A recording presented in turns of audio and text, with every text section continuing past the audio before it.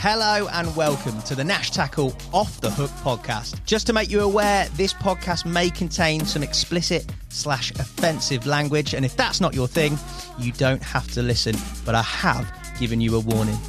I hope you enjoy the rest of the show. You don't know the half of it, but anyway. I'm skating on the thinnest ice known to man. He said, and they put a poison in the tank that just instantly kills them. He went and we'd run out of it, so we cut their heads off with shovels. Suddenly, bang! The whole boat exploded. Take your sort of 8-inch long piranha and imagine that at 4, 5, maybe 6 feet. I said, I've revived your dead fish. F off, he said. You haven't. That was just humongous. It was...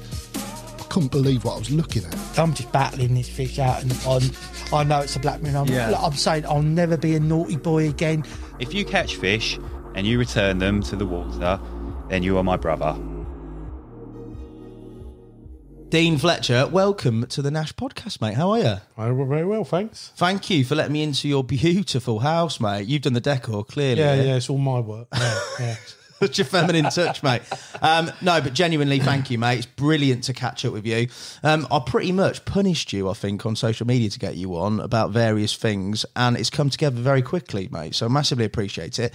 The weather's beautiful outside, and that's another reason I feel slightly guilty keeping you in here. But what have you been up to recently? You been doing a bit of fishing? Yeah, I've been down Welly doing a bit, and I've been doing a bit of Welly, and I had a nice 39-pounder the other night.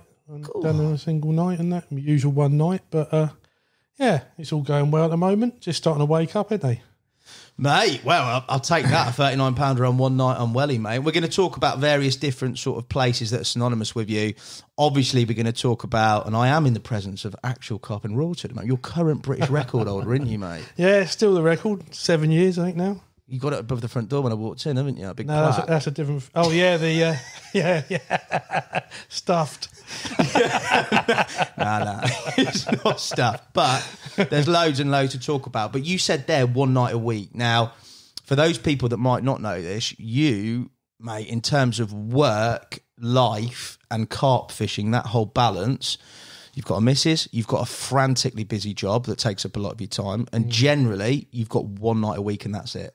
Yeah. I am trying to take it easier as I'm getting older, trying to get 2 nights every couple of weeks now. So you know, now I'm 60 now.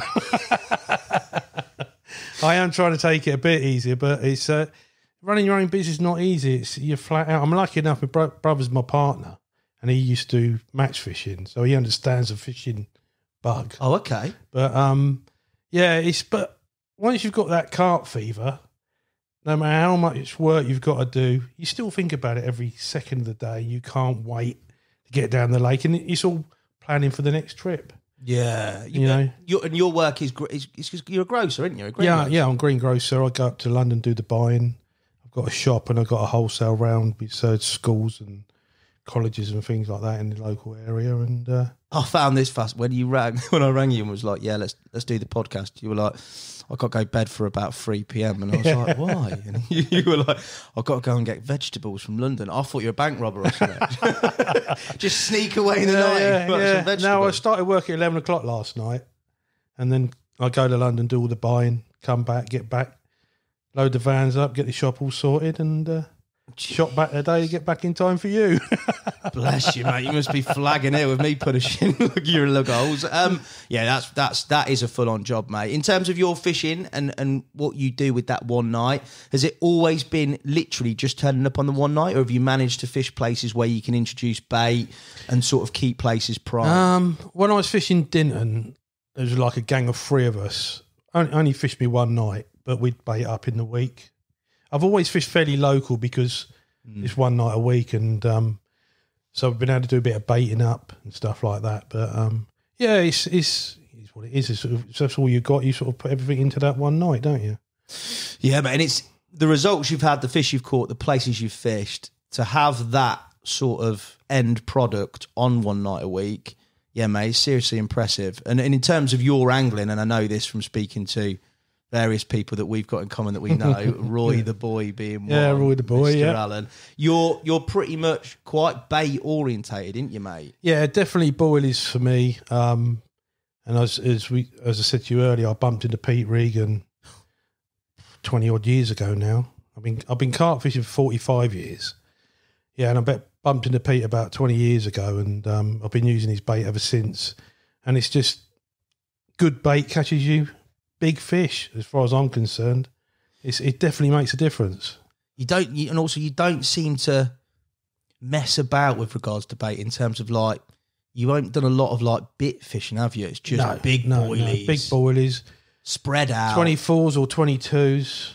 Yeah, you know, and... spread as well. You don't like tight spots, No, do you? I like spreading the bait. Always have done. Yeah. Why do you think? Just because they're moving more? It makes them move more. It makes makes them more hookable, I think, because they're going from spot to spot. If they're sitting in one area just hoovering particles and you've got a little bit of sweet corn there or whatever, I like them going from 2 foot to the next boilie. So they've got to move for each bait. And then just the way I fish, everyone's different, isn't they? But it's nice, easy as well, Yeah. It's like last week when I was out. I wasn't fishing that far out, just got the catapult out, wallop, out it all goes. wallop. And nowadays, with obviously bird life, all I'm thinking of is, I remember harking back to when I fished spreads of boilie, and like you're saying, hinges over the top or something. Simple way of fishing, lovely way of fishing. Practically on a lot of venues now, probably couldn't fish that way because of the seagulls or because of whatever. How have you combated that sort of stuff when you... Normally, because I go straight from work to the lake, normally my bait's still frozen. Right. They're 22s or 24s. The seagulls do struggle with them. You still get a bit of problem with them, but, they do give up after a while. And, and I have, if I really have to, then I will spawn some boilies out there, and spread it around. I'm not that accurate anyway. So. Just close my eyes. The old free fishing and a dinner plate is not me. Is that not you? No. Never. Always like 3 different areas. 3 different areas. I'm going to Gigantic in May, and that's all that sort of fishing in it. So it's not being me. So me and Peter go, and we go with Damien and a few others, and we're going to have to see how they like to spread a boilies. Spread them out, boy. Why is that? Just because you've always fished that way, or because... I've always fished that way, and I found it effective, I don't fish lakes with hundreds and hundreds of fishing anyway. Yeah. They're always quite low, stocked, bigger fish, so it works. Yeah, fair dues. Works everywhere, really, so, And also, like, less people doing it now, Most people are fishing bits and pieces and particles and Munga and all that. Munga. You'll be on the Munga scene enough, mate, after that Gigantica trip. Pete Regan, we referenced him there, mate, and we've referenced Roy, a couple of characters that are pretty significant with regards to you and your angling. Yeah. Pete Regan, he is wild, isn't he, mate? Yeah. What a character. He's lethal. If there's anything wrong with you and you wander into the swim, then you're going to get it. And he's got no filter. He's straight at it, You were telling me about the milk before and the tea, mate. Yeah. Not the one. He doesn't like to get out the bivvy in the winter to have a piss. So he has one of the 2 litre milk bottles. He just goes in that and then puts it down the side. As I said, one morning he said to me, "Fucking tea tastes funny." And he went, "Oh no, pissing it." Oh, mate. It's brutal, mate, that is. But no, he's. I think he's insulted everybody on the Wellington Country Park syndicate. So catches them though, doesn't he? He's caught every single fish in the lake a few times over. He went straight on there, and you know what I mean. He's 72 now, I think. He drives 3.5 hours from Lowestoft, does his 2 nights, sometimes does 3, and then he's back up again, rolling bait. His favourite hobby, rolling bait and taking money off people. I was going to say, yeah, imagine. But, he's caught them all. And he catches them everywhere. Every lake he's been to, he's done really well. Fair play. And that bait, you put a lot of trust in that bait, didn't you? You said it's proper old school bait. Yeah. Same bait for 20 odd years. He hasn't changed it. You won't change, no. I won't change. I mean, Pete told me when he was testing baits, he tested all the different flavours, and the only way he tested them was at Waveney Valley Lakes. Cast 2 rods out. How many runs you've got on each rod? Swap them over if it's a different area, and the one that produced more fish, that's better flavour than the other one, and that's how he tested them. Proper old school. The only way to do it, really, isn't it? A lot of people are armchair experts, and Yeah, I suppose you got tangible sort of, as you say, feedback in terms of what's working. If you're getting the runs, then, it's working. Fish-wise for you and carp angling-wise, would you say you are your sort of atypical big carp hunter, as in you hone in on a venue and one fish? Or are you, I don't know, let's say a bit more, it's about the place and the numbers of fish that are there that are big? Because there is definitely a big carp element with a lot of your fishing, isn't there? Yeah, I do like to have a target in the lake, have a big fish. I like fish waters with at least a few 40-pounders in them. I have targeted fish in the past. When we was on Dinton pastures, I really wanted to catch Bruno. Wellington Country Park, it was a turtle. Farriers, it was one of the 40-pound commons in there. When I fished Farriers, there's only 2 40s in there at the time. And I caught them both spawned out in the end. But it's all, as long as you've got a big target fish to go for, then, yeah. What about the whole...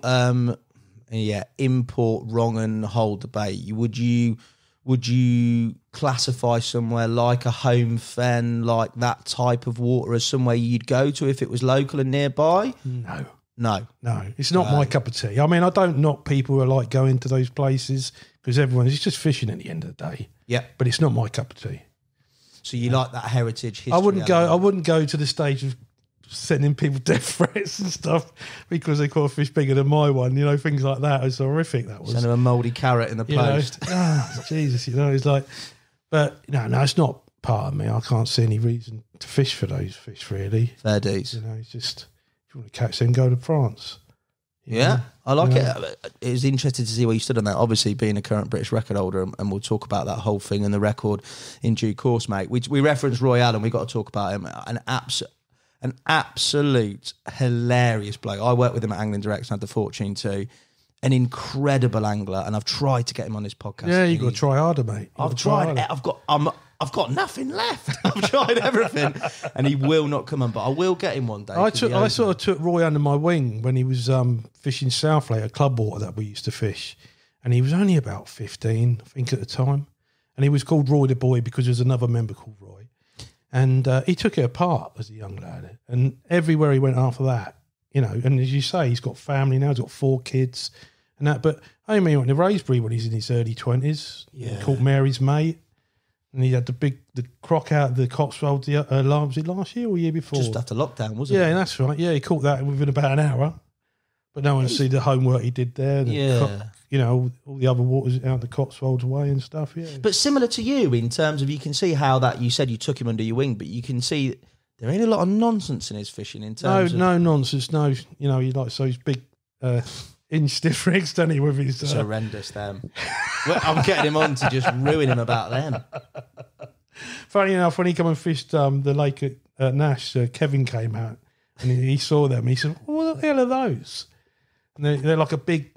Mate, they look like swivel, something out of Nan Summers' catalogue, mate. It's horrendous. Apparently, it's something to do with marlin fishing or something like that. Oh, he's basically got a job lot off eBay. Yeah. Them. Nah, he's sound. Fair play to him. I can't talk to him because he catches them all, mate. Yeah, he's like on Burfield now, and you wouldn't put it, I mean, I think he does about 20 nights a year tops. But I would not count him out of catching the common. I definitely wouldn't, mate. His track record's ridiculous. Yeah. For you, fair play to him. You said there, obviously, he catches them all. He hit the ground running, and from that young point, do you think you as an angler were quite natural in terms of when you got into carp fishing, or is it something you've always had to sort of work at? Well, you don't like to blow your own trumpet, do you? But I've always caught them. Yeah, I've always done well on lakes, and eventually catch the ones I want. I've always had to work hard for the fish, go for them all, before you get the big one that you wanted. Right. Weirdly, until I caught the parrot. Once I caught the parrot, I've been at quite a few good streaks of good fortune, with big fish. But yeah, no, I've always done all right. Yeah, I don't want to, I'm great. I said, I'll take that bit. Yeah, I'm great. I'll take that bit out. The rest of it before I let it out. No, but has that come from anywhere? Has that come from sort of family? Has that come from sort of, I don't know, the general? Some people are brought up in quite an outdoorsy environment, or they've got siblings that are quite outdoorsy. Obviously, you've got this grocery business, farm. You've got all that, which is very outdoorsy and akin to. Yeah, I don't know. I did a lot of sport when I was younger, and I was I used to do judo for about 20 odd years, and used to teach it as well. I was British champion for a few years. Oh, British champion at judo. And I fought for my country a few times up to my 20s. So I've always, strived to be the best I can be. And oh, that's epic, mate. I didn't realise. Yeah, no, injuries knackered me in the end. And but judo, so you're pretty handy then. Well, it used to be. Well, you can be now, aren't you? I still throw Pete around a few times and show him a few moves. About, mate. Oh, he asks for it sometimes. Damage. That's impressive. So you've always had. There's quite a lot of sort of similarities with people I've interviewed with regards to sport, that mindset, and then going into carp fishing as well. I think. Yeah, I think you just do the best you can. You try and do the best you can each time, and fair dues. We're going to start, I think, when we talk about and when we plan this, a place that is a massive sort of eureka moment with regards to carp fishing that you stumbled across. But California Lake, talk to me about the lake, the makeup of the lake exactly, and the time at which you were there on that venue, because it was, as I said, a very, very much a big moment. Well, it's because I think Fred J. Taylor came down and fished it. I think Jack Hilton had fished it a couple of times. Dick Walker had fished the one just up the road. Robinson Crusoe, which is another little lake that had some big carp in the 60s. But yeah, California Lake, I think it's about 10 or 12 acres. Had some leanies in it, proper old leanies. Yeah, they're lovely fish. And we fished it as a child, and sort of saw the carp swimming around and thought we'd have a go for them and that, and progressed on from there. And what year was? Give me a sort of a time. Late 70s it was. Right, wow. And I caught my first carp from there on floating crust, and then we moved on with buzzers, and we went from spinning rods to making your own stuff and all the rest of it, and then the carbon fibre rods came out. I remember I bought some KMF ones, the old Sportex blanks and that, and had girlfriend brought me 2 Cardinal 55. She had a good job. Good girlfriend, mate. You've done well there, boy. And and we used to fish sweet corn, luncheon meat, kidney beans, all that sort of thing. And then Terry Dempsey, there's holiday chalets around the lake, right? And Terry Dempsey's couple of his friends were down there. They were coming down. I think one of his friends' mums had a holiday home there, so they came down to fish it. And of course, they were fishing all the top venues like Darrenth and all the rest of it. And I'll never forget, because we sat down there and we're sinking on rod tips and all the lines. And I'm looking down the bank, and this lad's got his rods up high, and the line's straight out in the lake like he's sea fishing. And I said, "Look at them down there, And every now and then one of these lines go beep. And we're like, I'm going to go and have a chat with him. Because, at the time I was catching 5 or 6 carp a year. A year? Yeah. Right, it was proper. Thinking back, I don't think there was as many carp in there as we thought. We all thought it was 20 pounders in there, which turned out there wasn't. What stock, what numbers-wise, what are we talking? Give me a I rough wouldn't estimate. have a clue. When I sussed it and got on the hair rig and the peanuts, I had 25 fish in a year. Right. So I went from 6 or 7 to 25. But, I reckon there's probably 50 tops in the lake, I would imagine. Right, so yeah, not wasn't easy. Loads. No, it wasn't easy. And but there wasn't many carp around in them days. There wasn't many lakes, I know we had a Yately up the road, but I didn't know about Yately at the time. And other than that, I couldn't think of any other lakes in the area that had carp. So I only knew about 5 people who went carp fishing. Yeah, I was going to say it is early days, isn't it? Really? Yeah. You went over to the lads and discovered. Yeah, I went what round the and was. I said to them, "You're doing really well, lads." He said, "What are you on?" He said, "Oh, we're on the rig." The rig. And I said, "The rig?" He said, "Yeah, you not heard of the rig?" I said, "No." And he showed me, and it was a peanut on a 1 pound hair, and they'd been snipping off size 14 hooks and using the shank to push into the peanut and then tying the hair onto the eye. And they were that far in front, they weren't even using a long hair, they were using short hairs like bolt rig style. Jeez. And they showed me that, and I never forget going back to my swim, like and I had 2 big kidney beans on a size 4 hook. Side hooks. Yeah. And I thought, Jesus, I thought, right. So we went, next day I got in my Vauxhall Viva and drove to the, I just passed my test actually. Yeah, drove to the local health food shop, got some peanuts, and then we went to the tackle shop and got some £1 line and some smaller hooks. And he never looked back. He went, madness. It's mad, isn't it? Because the original hair was long. Proper long. Yeah. And they were using a real short Yeah, version. well, they've been fishing Darrenf and all that. They've probably already been through that. And this was about 79, 80 sort of time, you know. And that transformed, you said, 6 fish a season to 25. Yeah. We're getting, the reels were spinning, you know, and runs. And they were clipping up as well. They put in the matchsticks on the, but they were putting them by the spigot. So you have your bobbin down there and it'd like come out and crack into the rod. The rod buckles and the old as well. reel handle spinning, it's amazing, you know, it's great. And then you took that knowledge on to other waters, and then things like the Richworth boilies came out, and the ready-made and the hair rig, and it all came together, like, you know. That's a mad completely change. transformed carp fishing, really, you know, from what it was. Yeah, you think where it would be without that? Well, yeah, I mean, I could remember Duncan Kay's slime bait 78. Right, yeah.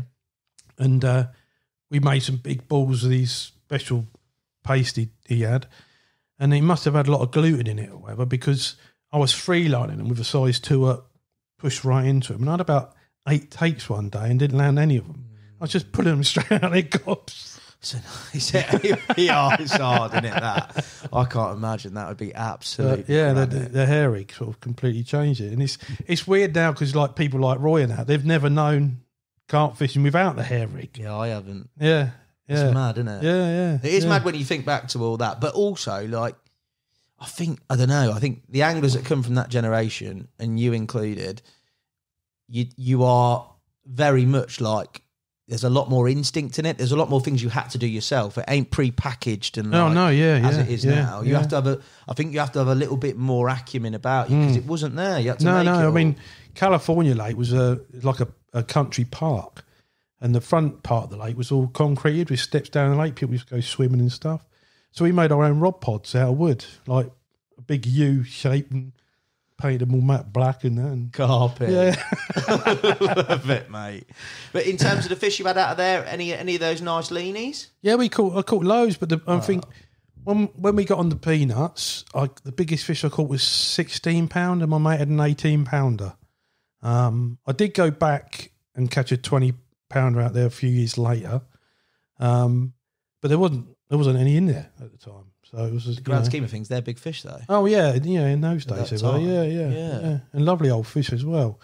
But while we was fishing there, we found out about another lake down the road that you had to poach. You had to get on your hands and knees and crawl through the rhododendrons and that. And we took the peanuts there and fished it. And the first night I fished it, I had a 23 and a 29.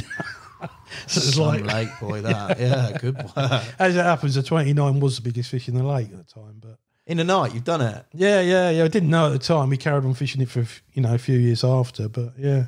And when you took that subsequent hair rig to other places, especially at that time where it wasn't widespread across the whole thing or publicised, did you encounter other anglers where you were the guys that were on the other bank with the rods going and they were the guys struggling? Yeah. Were you reluctant to pass it on? I didn't pass it on anyway.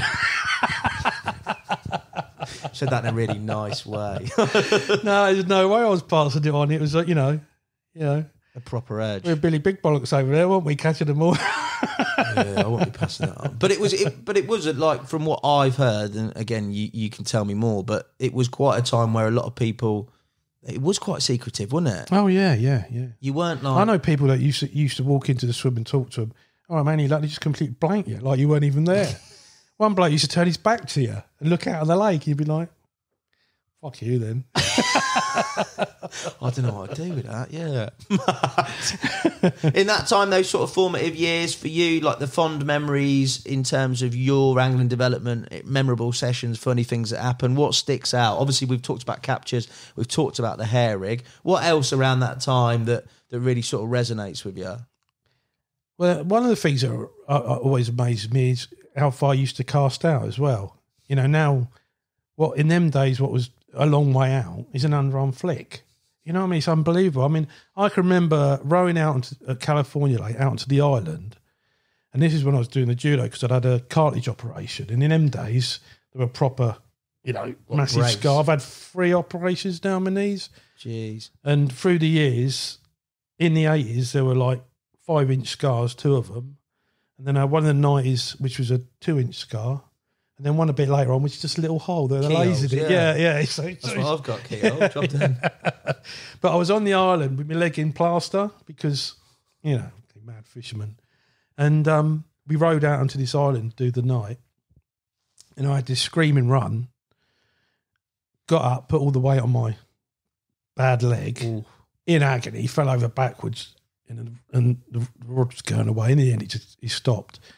But I'll go back down the lake now and look there. You do it over a fleet. You don't need to go out and sit on the island fish under your rod tips, A massively different time. Oh, yeah, definitely. But you look back on it, it's got to be like fond memories. I wouldn't have it any other way.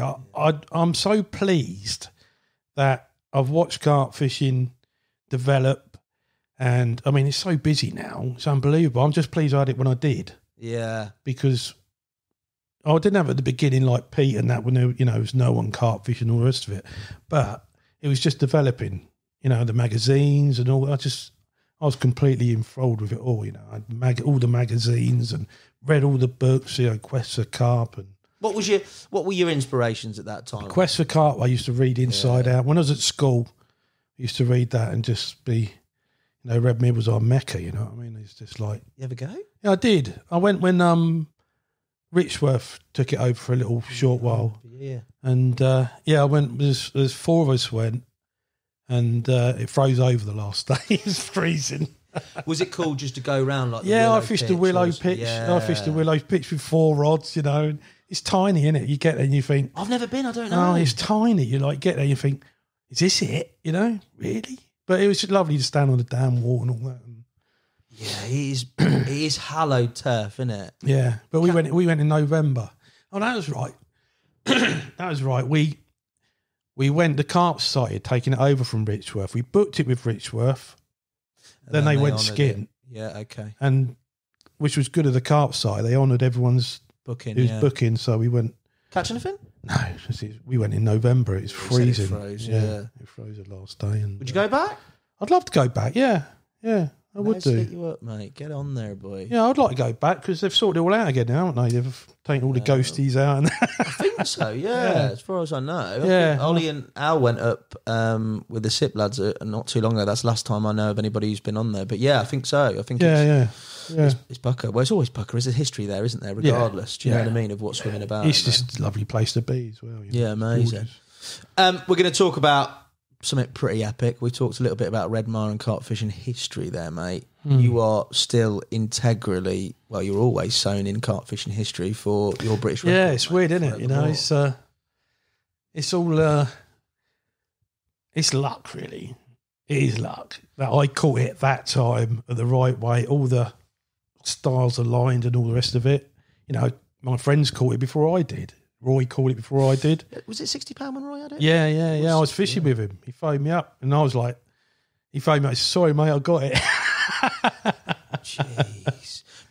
Talk me through from the start. So Wasing, obviously, the ticket, it's in Cranwells, but do you have to fish another part of the lake? No, not in those days. We go straight on. It was down the Roy actually, because a friend of mine in Market, old Babble, Neil Brooks, he said to me, he said, I'm fishing a lake out your way. I said, oh yeah. He said, yeah. He said, on the Wasing Estate. And I'd heard about it, but I knew I was on Dinton at the time, on White Swan, and I was, I think at the time Dinton had 2 50-pounders in it and 16 40s at the right time.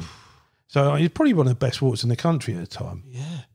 And I was focused on catching that Bruno out of there. That's what I wanted. And so we didn't take a lot of notice, but Roy was on Dinton with me, and this bloke had told me about it. And he said, I had a 37-pounder out there, and he showed me the picture, and it was a Parrot.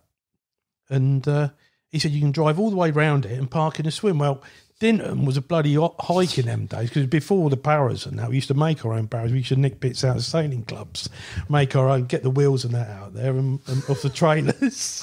Mate, we had these massive great barrows that used to balance out and then push up to the far, because it's quite a walk to Dinton at the far. The sailing club not twigged that there's some wheels missing? Oh, yeah, we used to do it in the dark. But, yeah, so anyway, I said to Roy, I said, this sounds interesting, this lake, it's up and coming. And Roy said, I'll put your name down. And Bernie Loftus was fishing with us at the time on Dinton, and so was Terry. And Roy put our names down on the waiting list, and I think I was chatting to Terry about down Dinton when he was fishing with us and Bernie put his name down not long after us. And I think Terry put his name down about 2 months after we did. And it took us 7 years to get in. 7 years? Yeah, just sitting on the waiting list. And 7 years to get in. And then, and of course, this Parrot was getting bigger and bigger and bigger, freak of nature in it. And when we joined, it was £55. So it's not like you joined that, well, because of the time. No, you couldn't have joined that for a British record. No, not at all. No, it's just somewhere else to go fishing. And I had no idea what was in there. And because this fish had got a £55, I thought it was going to be low stocked. I didn't think there'd be that many fish in there, you know. But it was, you know, it's a gorgeous lake. And I never even walked around it because it was all locked up and that. Yeah. We'd just been on the waiting list and just waited our time. And then the lake itself, mate, for those people who haven't seen it or clapped eyes on it, Cranwells on the Wasing Complex, talk to me about exactly the makeup of the lake, the sort of average depths, the size of it, and the stock at the time you got on. Well, it's a funny old lake because it's got large areas of shallow water, but in the edge, all round the edge of the lake, is a 5-foot gully. And apparently they did that to stop the foxes and stuff getting out to the birds on the islands.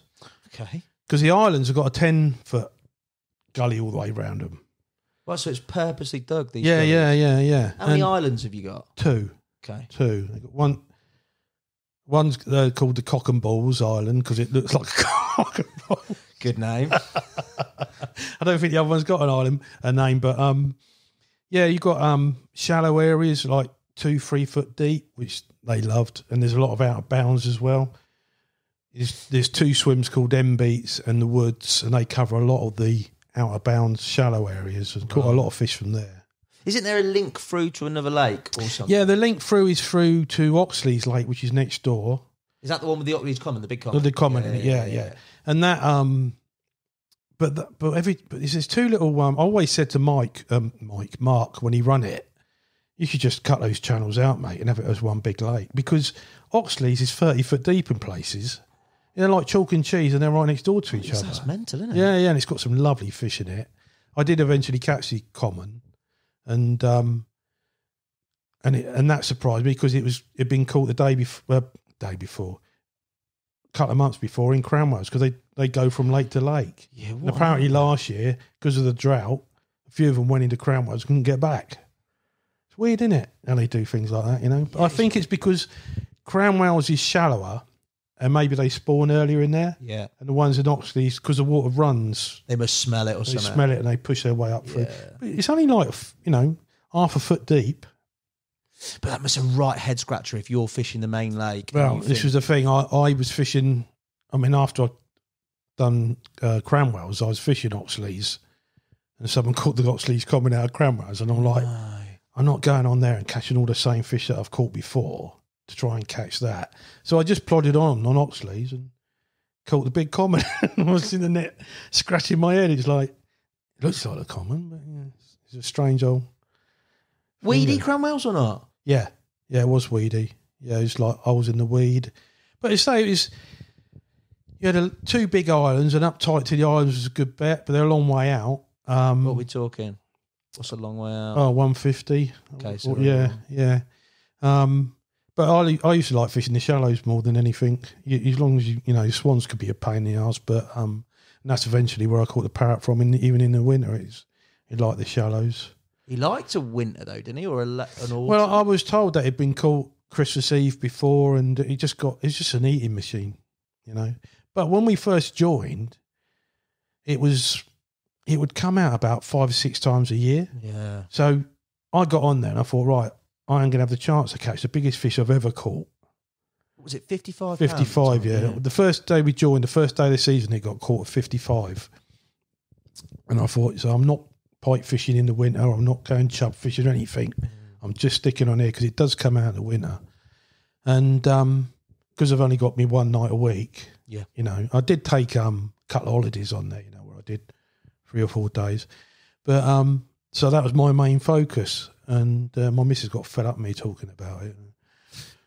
But it's got large, shallow areas around one side, and the other side gets deep around by the islands. So you got all the gully in between the islands was about 9 foot and then shelved up. So you got all features and all sorts in there, you know.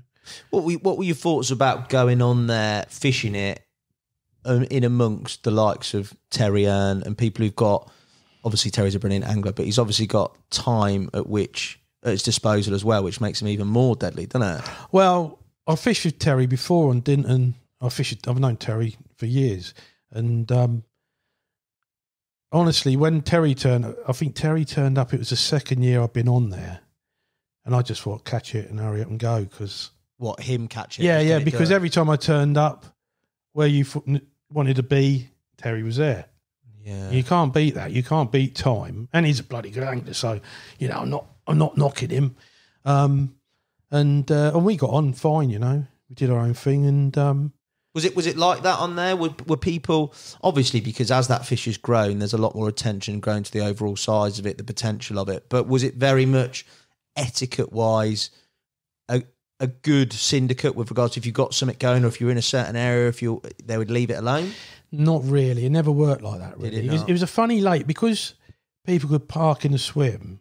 Because there was 2 swims, the main ones that covered all the shallows. If they were empty, people just drive back in there. They wouldn't even walk around and say hello. They just straight in fishing. Yeah. So it was you didn't see many people. Nobody really chatted to you or anything, you know. But what I got going was a bait. I just kept baiting up with the bait, kept it going in. Because I was using Pete's bait, nobody else was using it. And it made my fishing easy in the end. What do you mean? You mean the fish were looking for me. How much bait were you putting in? I wasn't putting tons in, but I was putting plenty in every time I went and when I left. What's plenty? I was taking probably about 10 kilos with me every time I went. And it was going in? It was going in. And in the end, it just got better and better and better and better. And areas for you when you obviously you're interested, but a lot of the bait, a lot of the captures or the fishing on there has been bait boats at range. Was that you? Were you casting to them? How were you fishing? Did a bit of both, really. Did you? Yeah. I won't make out that I never, you know, used a bait boat because it was, you know, some of it you had to. Yeah. Because it was weedy, you were fishing out like right out to the islands. You didn't want to be sitting there on light lines or anything. You had a tow rope everywhere.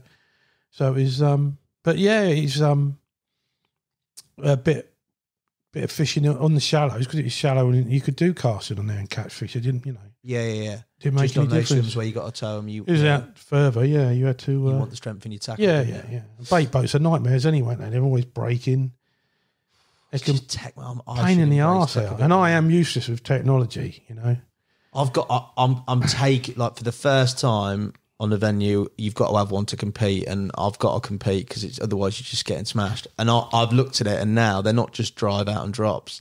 There's all sorts going on, mate. Yeah, I mean, ours would just drive out and drops, but I think if you're fishing the water with bait boats, you need 2 because one's always broken.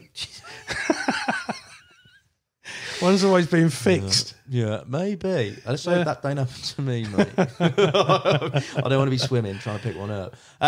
Your sort of time on there, you said it again. You said it earlier. You said you've always built up to the capture, and I believe that the capture of the Parrot ultimately.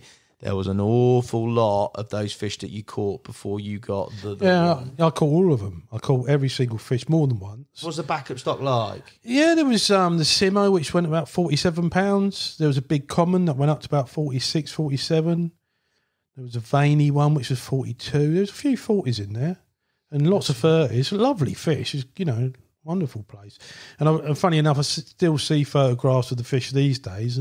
And a lot of the 30-pounders are now 40-pounders. So it's still a blinding venue. So they're doing well then, yeah, they've all grown in there. Why do you think Why do you think that parrot got that big? It's just a freak of nature. Because when Roy caught it, he caught it on a 18mm wafter, and he said, "Come and have a look at it."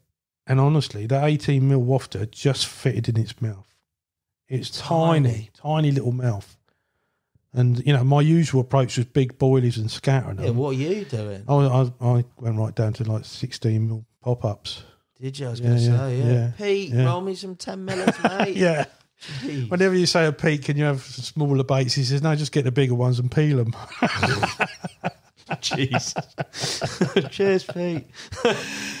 Yeah, he's not, he doesn't. That smaller mouth then? Oh, it's tiny. Yeah, it was like, people thought it was damaged from, you know, captures and stuff, but it wasn't. It was, I've got pictures of it when it was about 12 pounds when he got put in there. It got put in there from the lake up the road, and his mouth was twisted then. Just, you know, one of these. The way it was. But it's so weird that a fish with a defect on its mouth, you think we'd get no bigger than 8 pounds or something, wouldn't you? You know, not going to be 68 pound. Just as you say, mate, because by the sounds of it, and from everything I've heard, Terry's video on his capture, subsequent captures even before that, it's a bait fish, isn't it? Yeah, he loved bait, yeah. Jeez. But then the year I caught it, it didn't get caught for about 8 months. We all put our money on it, it was dead, you know. How old was it? You've got records of it at £30, have you? Yeah, £30. I reckon it's about 30 years old, maybe. Right, yeah. Okay. Yeah. So it weren't old. So no, it wasn't proper old. Yeah. To go over and above. Yeah. What do you think it could have got to if it lived on? I don't know, because when I caught it, it dropped down the following year. Again, went back down to 64, because I think Terry caught it roughly the same time a year later that I caught it. Yeah. And it gone down to 6. But when I caught it, it hadn't been caught for about 8 months, and it had been really mild all through the winter. And I caught it on the 13th of January, and it had been mild a whole winter. So it obviously just carried on munching, not being caught. And then the night that I caught it, it was going down to -5. And always find if you can get out on those nights when the temperature's going to drop, those fish know they have a good old munch up. Yeah, even I've noticed with pike fishing as well, when it's going to get a really cold spell coming in, they have a feed up. You know, they have to, don't they? So, you know, they live in their surroundings, so they need to know what's going on. Yeah, it does definitely make sense. Have you on there those captures early leading up to it? What were you tactically doing? You said you're applying bait, and they got used to your bait, and they were hunting out your bait. You've had this capture from Roy and seen that obviously mouth wise it's smaller, and you're going to have to use smaller baits. Was it hinges over spreads of boilies? What was it? I went through pretty much every different rig.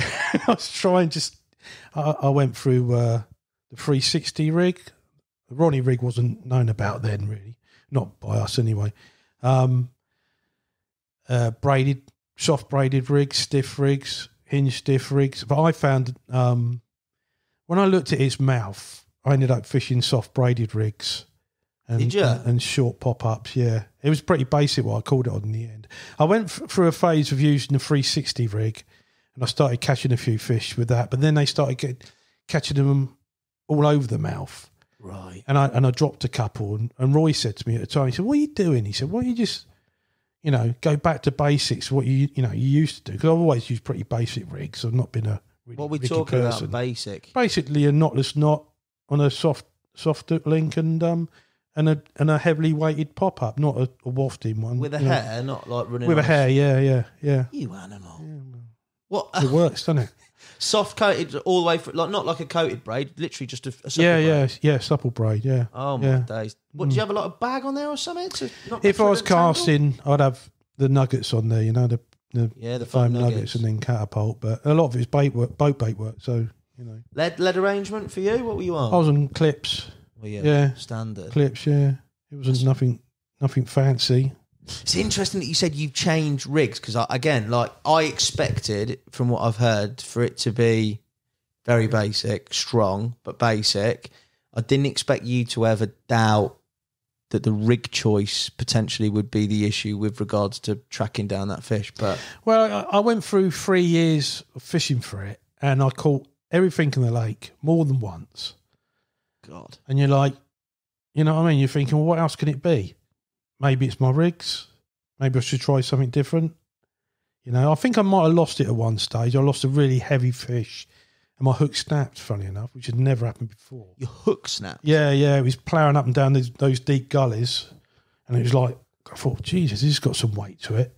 And then the hook snapped. So that's the only time those hooks ever let me down.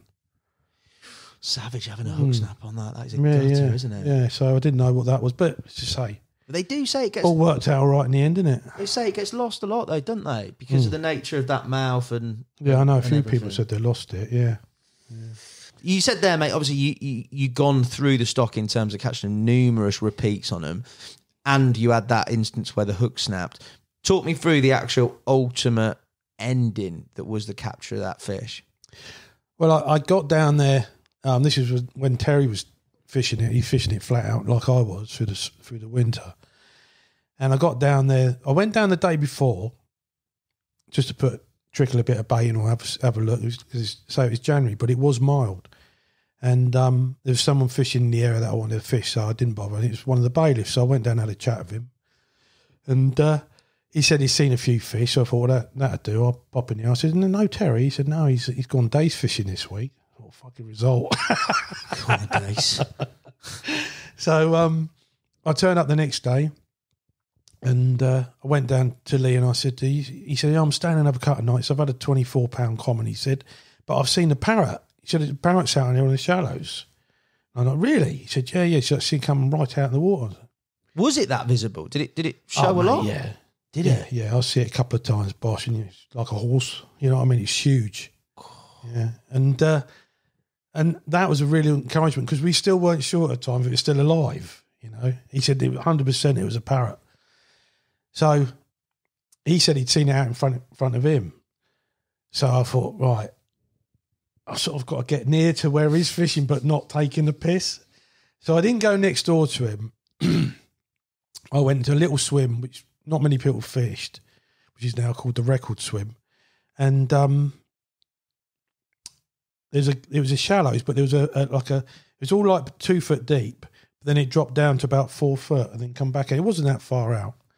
And I put a rod in there and then we saw some fish out long by the island. So I got the bait boat and did 2 long rods out there. And he come down, he said, do you want a cup of tea? I said, yeah, I'll have a cup of tea, Lee, and that. And I started putting the bivvy up and the bobbin dropped down on the closer in rod. He said, your bobbin just dropped down then. And looked at it, pulled back up tight and just stayed tight. And then the line started, you got a tail, went down, bent into it. And first of all, whether it was swimming towards me, I don't know. But it didn't feel that big. And I said, it feels a bit weird. And all of a sudden it turned and I went, oh, hello. This'll do. And then he did a lot of kiting and I had to get my chesties on and get out in the water because there was a dead tree to my left. And then it did what it's done, what I've heard from other people. When you're fishing in about 3 foot of water, it buries its head into the silt, so its tail comes out of the water like this. Oh, God. And you're thinking, that's 3 foot of water there, and that fish, good foot of that fish is out of the water. And also, there ain't that much of a back, like, in terms of that bracket of carp. No, well, I'd had fish do that to me before in there. Right, okay. And I'd chipped myself because I thought, you know, the old knees going, this is it, you know. And so I was trying to stay calm. And then it went on another few runs and that, and then it came close, and then it got into the gully in close, and that had a bit of weed in it, buried itself in the weed. So I had to give it the butt, and it slowly came up, and as it came up, it came towards us with a load of weed over its head and everything, so we just scooped it up. And I saw the linear scaling on the side, and I said to Lee, that's one of 2 fish that is, mate. That's either the floppy tail linear. I said, well, that's a parrot. I pulled the weed off its head, and I was like, that's the one. What's that feeling? Describe that feeling. No, it's like anyone, because I didn't know it was a record at the time, but anyone who's been after their target fish for 3 years, you know I was never going to get a chance to catch a fish as big as this. This is a freak of nature. And I was worried it was going to die before I caught it. Right. And so both my mates who'd been on there, Adam and Roy, had caught it. And so I was just pleased to get it and box the whole lake off. And also I'd been there 3 years solid. You're sick of it, no? I was sick of it, yeah. Yeah. Yeah, I'd had enough. As beautiful as the place was and all the rest of it, You want to go and fish other waters, you know. When you've caught all those, mate. Yeah, That's like it's a burden, isn't it? Yeah, really? I think I had over 90 fish out there in the end. God, yeah. And so we got it to weigh and everything, and got the scales ready in it. And to be fair, it was the best I'd ever seen it. It had all the winter colours, it's all the reds and golds and everything. And we got the weigh pole out, and I said to Lee, "You read it off." You know, I'm not going to read it off. Were you bothered? Were you bothered weight wise? No, not bothered at all. No, I wasn't bothered at all. I thought it'd be about 62, 64 maybe. But Lee was babbling away, and he's going, I said, "Fuck's sake, Lee, what is it? You know, oh, you better have a look at this." So, all right, so we lowered it back down, and I got the other side, lifted it up, and it was like 70 pounds. He was going, do. I said, "Fucking hell, Lee, that's nearly 70 pounds." He went, "Oh no," I said, "There's nothing else in the net, is there?" He went, "No, mate." He said, "That's fucking nearly 70 pounds." Fucking hell. And I said, "It's just over 68. So we put it back down. And I said, "I better phone Mark up, who run the place and we took a couple of quick pictures before we put it in the retainer. And this is like 4:00 in the afternoon, so it's getting dark in January. Yeah. So anyway, phoned up because they had some scales on, like digital scales, from Reuben digital ones that they use for that occasion. Oh, what the actual fishery? The actual fishery, yeah. They had, and I said, "I need some witnesses as well," like, you know. Yeah. Because all of a sudden the penny dropped. Fuck me, that's beating the record. What was the record before at this time? It was Aussie's record. It was yeah. 2-tone, 67 something. Jeez. So it's like, you know, all of a sudden my mind's racing, like, you know, and Mark's come out with 3 of the other people who worked there and weighed it, and it went 68.1. And so I phoned Roy out because I knew Roy's a dab hand with the camera, and he was in Swindon or somewhere. He said, "I'm on my way, mate. Don't worry, I'll be there in an hour or whatever." And phoned Pete up because you know what your mates are like. You phone all your mates because they've heard all your story about it, and now they've lived it with you. Yeah, they've lived it with you, and they, you know, they love it as much as you do, you know. And Pete had been pike fishing on the Broads that day, and he was tying his boat up, and he heard it, and he was doing a little dance, and he said, "I realised I had my head torch on, and anyone in the houses there would just see me dancing away." But that was lovely because that was obviously it was on his bait, and it just went crazy. Then my phone just went in a meltdown. Then from there on in, I had 200 and something odd texts.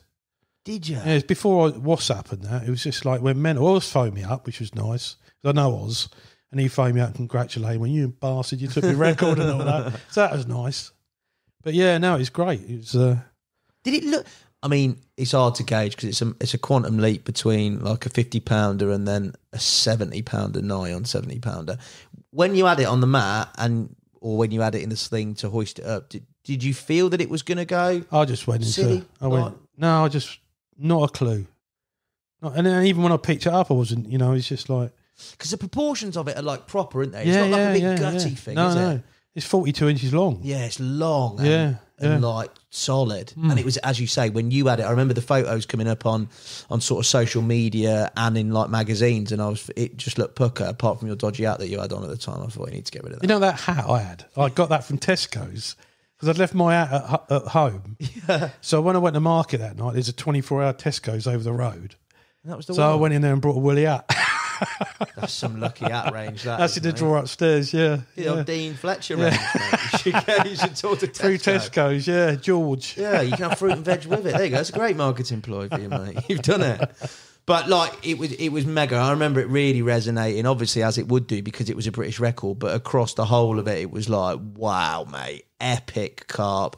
Epic time of year to catch any carp. Yeah, I think the record's never been caught in the winter before. I think most records are carrying a bit of spawn, aren't they? Exactly, normally pretty full. Yeah, that was mega, mate. Yeah, it's definitely a male fish. It never ever dropped, did it? Never dropped, no.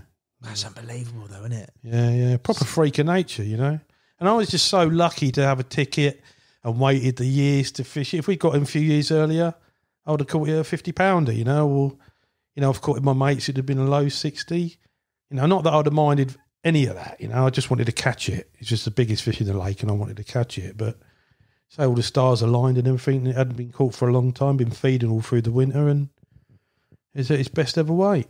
Do you think that sort of? I don't know how much you believe in that sort of thing, but you've gone through the whole stock. You've done your you've paid your dues with regards to it, and you think that you sort of almost were owed it. No, I think I think so. Yeah, mate. Yeah. It's an epic chapter, isn't it? Oh, it just all went to plan. You know what I mean? Because if I had caught it and not caught some of the others, I wouldn't have stayed for the others because that was what I was there for. So it was nice to catch, and they were lovely fish as well. Some cracking fish. 90 odd captures. Wow, mate. Yeah, there's some lovely fish in there. What's the celebration like, mate? What'd you do? I sat there on my own. No, everyone went, and I was the only one on the lake. Did you put rods back? And I went to sleep. I'd been to work the night before, hadn't I? I've been up since 11 o'clock the night before. So I just went to bed. But I remember it went down to -5 that night. As I was saying about the fish feeding up when it gets cold. But I can just remember being in my sleeping bag, zipped up, giggling to myself. It's crazy, It's just my mind was into. I didn't sleep much. I didn't sleep much, not really. And then I had Gary Newman come down the next day from the Angling Times. Anglers Mail is one of them. Angling Times, and interviewed me and all. It was surreal, And it's fair to say, obviously this was at a time when obviously you sort of Anglers Mail, but also social media had just sort of started and everything like that. You were. And to be fair, subsequently, you haven't done much sort of publicity. You've done another podcast, but you haven't really done a great deal in terms of public eye stuff. Was it? It must have been mental, not only getting a text, but then having that whole sort of everyone wanting to know everything. Yeah, I mean, because I know quite a few people in the the sponsored anglers, Dave Lanes and all. They're all mates, Terry, all of them, and through fishing lakes that they've been on. But I've never been one for. I've never been sponsored or anything like that or been interested in any of that because I'm busy enough at work. I don't need all that. But you bait, surely you get your bait from Regan, don't you? You don't have to pay for it, do you? Pay for it through the nose, mate. We all do. It's no different with everyone. Outrageous. Even Damien's paying for his bait. Oh, that's tight, mate. But you wouldn't. If somebody offered you one, you wouldn't give it. No, I've been offered bait deals and all the rest of it in the past. I bet you have. I'm not interested. It's my edge as far as I'm concerned. Is it? Yeah. The only trouble is, because he's on Welly this year, he's given my edge to a few people. I've been buying bait off him, and people. It's been lovely though. It's been people who haven't caught anything for weeks and weeks and weeks. And Pete always says, "Give us a kiss," and they go to kiss him on the cheek, and he always turns around and kisses them on the lips. What? And he sells them some bait, and then the next week, one of the lads down there, he hadn't caught anything I ain't caught anything all season. Jeez. And then he said to Pete said, take this bait. He phoned Pete up the next day, he'd lost one. Next time he went out, he had a 47. He was over the moon. Yeah. Next trip he went out, he had a £50 common. Jeez. That's got to be a buzz, though, I suppose. But it does show you the benefit of an established bait in a venue, doesn't it? Loads of people have said it. Yeah. When you're putting bait in and a good quality bait. And you catch the bigger ones as well. You reckon? Yeah, without a doubt. Do you reckon that's how you're fishing as well, though? Yeah, I think it's how you're fishing, but you seem to build up to it, You seem to, I mean, one of the last sessions I had down there, I had 3 40s, a 38, a 37. It's like one after another, Yeah, that's some serious going. I was going to ask, did you change your hook pattern from when it snapped to when you had the Parrot? No. You didn't? No. It was the only time it ever snapped. I caught hundreds of fish on those hooks. That's a bit of trust, isn't it, mate? Yeah, I don't use them now. Not these chemically sharpened ones these days. You can't knock them, can you? No. Where's your stance on hooks for you now? Are you into a sharpened hook, or are you? Yeah. I'm the Kamakuras. Yeah. Oh yeah. Yeah. Well, and rig wise, mate, have you changed much? It's still simple belt and brace. No, and stuff? I'm on Ronnie rigs now.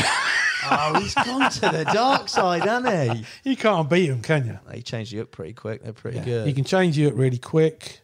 They turn. But you're still on boilies, big spreads, and 3 different spots. Yeah.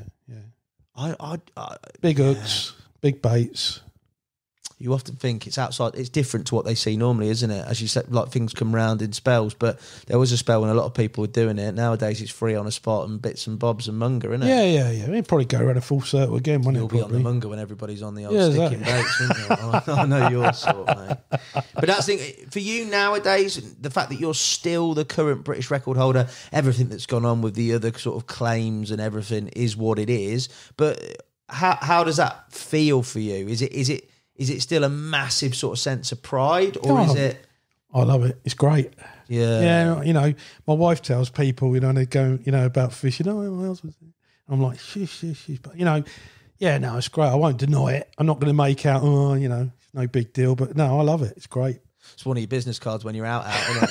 I've got a Greengrocer, British Carp Record holder. Bosh. I'd have it on a t-shirt for sure, mate. It's good pictures as well, to be fair. Roy's done a bit. He's because they're all night shots, aren't they? It was dark by the time he got there, so... Yeah, it's not one you're going to leave in the sack. It's great because it's brought other things out. I've just done a chapter in a book called Fantastic Fishes, all done for charity for the fishing charity thing that they do out of Raisbury Way. That is it Les? Lucy's Bowl? No, not Lucy's Bowl. That Les. Angling Project. Yeah, Angling Project. Yeah, with the kids and that. Yes. Oh, good stuff. Yeah, it's a great book actually because it's loads of all different species, but different people's fishes and stuff and that. So just done a chapter for that. That's nice, something I'd always wanted to do. It's a chapter for a book. So what about writing your own book one day? No chance. What do you mean no chance? No chance. I ain't got the patience. Yeah, that took me long enough. Chapters you got? Pete needs to do a book. Yeah, well, he does. His podcast went down brilliantly well. He's funny, mate. Yeah, he could have been a comedian, I tell you. It just comes out with him straight away. Someone walks in, bloke walking to swim the other day, thick glasses. He said, blimey, can you see in the future with them on?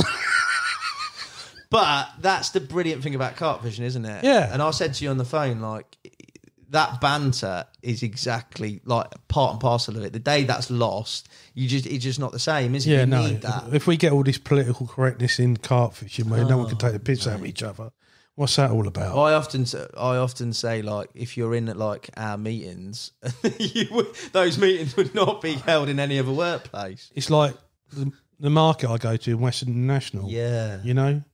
We're all different races there. Everyone's, everyone talks like it's 1980. Yeah. And no one gives a shit. No. Because it's all, it's good, mate. It's good and we all get on. We all have a laugh.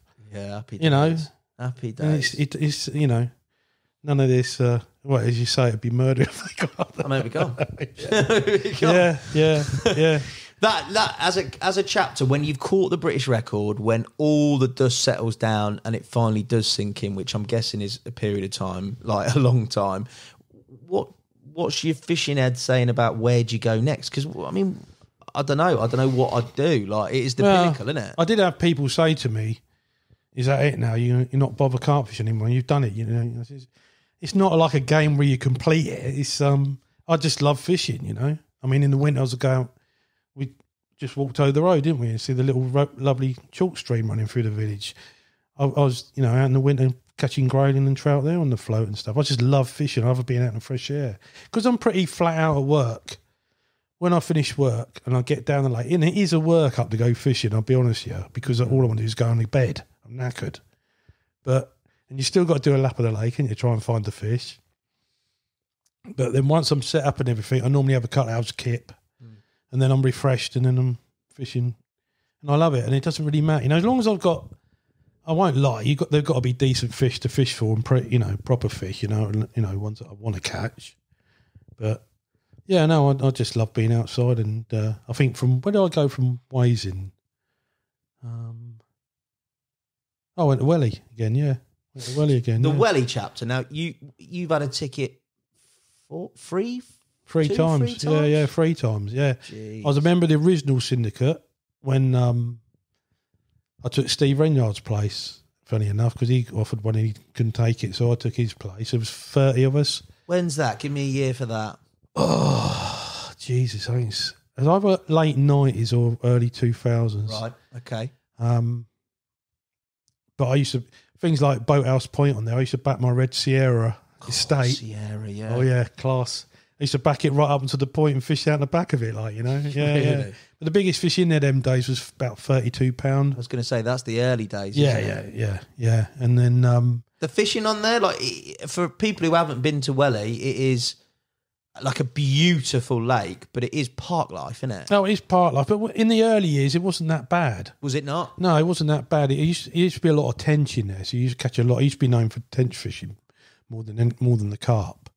But no, it wasn't too bad. And you know, and there was pedlos on there, which could be a pain in the arse. Put a marker float out. Oh, what's that over there? And off they go.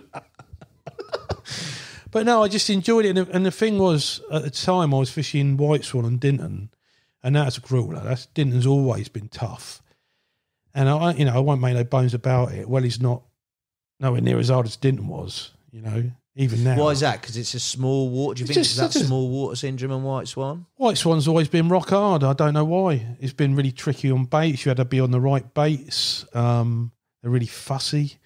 And I used to get things rolling on there, catch a few, and it stopped. And you think, you know, what's going on? You know, the only time I caught consistently on there is when I started using Pete's bait.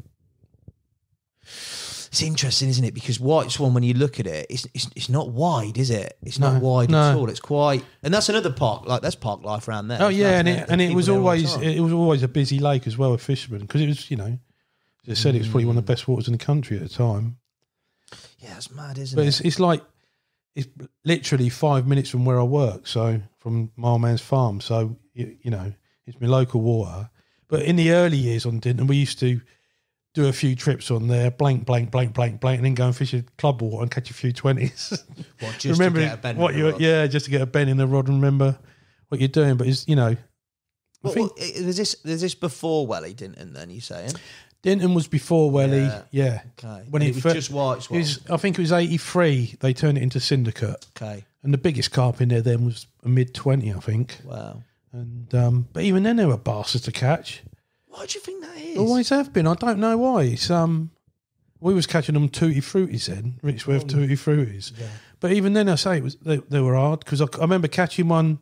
The first time I went, I caught 3, and it was a day ticket. And a girl come round and asked me for my permit, and I said I have a day ticket, and she said, I said, you sell season tickets? She said, yeah. I said, I'll have a season ticket then. I had an 18-pounder. A 15 and a £9 common, and in them days they were big fish. Yeah, and I think I went about 6 weeks before I caught another one. Really? Yeah, it's just always been a tough water, you know, and I think it still is now. I've got friends, Mickey Gray and Terry Peffy Bridge and all them lot are down there. You know, I don't think it's easy now, is it? No, definitely. The fish are incredible though, isn't they? Oh yeah, they've always been, and that's down to Simon, and he's always stocked it with the amazing fish. Mega fish, you know. Now Black Swan's an amazing fishery as well. So. That's a totally different lake though, isn't it? Yeah. That's a big old venue. That is. That's you know. Fish that? I only did about 5 nights on there when it first opened. The fish weren't as big, obviously, as they are now, but it was just a public. It done my head in because I was working nights. I was getting down there, knackered. You know, dogs in your swim, dogs trying to eat your bait. But now they lock the park at night, so people can't come in through the night. Yeah. And also a lot of the swims are gated off, so... Yeah. I'd give my right arm for a ticket now without, you know... Some incredible stock in there. Amazing linear in there and all the rest of them. Yeah. Be interesting to see the difference. Man's shoes now, isn't it? It's not happening. You never know. You never say never. You get on there. You got enough time. It'd be interesting to see the difference between black and white in terms of the difficulty of fishing with regards to their different sheets of water and size. Yeah, I think without knowing too much, I think white swan is still the tougher one of the two. Yeah, definitely. Yeah. But yeah, the prizes are mega. Sorry, mate, I've taken you from Welly away to Dinton and back. We were talking about Welly, we were talking about first getting on there and the first time you had your ticket and sort of the general makeup of the lake and you fishing at that time. There obviously weren't the size of fish that probably were popularised later on. When No, the reason I joined it was just a nice lake, somewhere different, and just another water to fish in the area. And I like the look of those big leathery mirrors as well because, you know, I was fishing Dinton, a lot of them were scaly fish and I'd caught the leanies from California Lake and all the rest of it. So, you know, I've always liked the big, chunky, dink-type fish. Yeah, megas. And, we got a ticket for there, fished it for a few years. I think I fished it for about 3-4 seasons. maybe not that long, but anyway, pretty much caught everything that was in there, chuff of it. The only one I didn't catch was a turtle, which did annoy me because that was the one to catch. So I think about another 4 years went on, and I thought, you know what, I'm going to go back and try and catch that turtle. So did you drop your ticket in that time? I dropped my ticket in that time, and it was 300 quid, I think, when I dropped my ticket. And then when I rejoined, it was £1,000. I was like, fuck, you know, it's a bit different, yeah.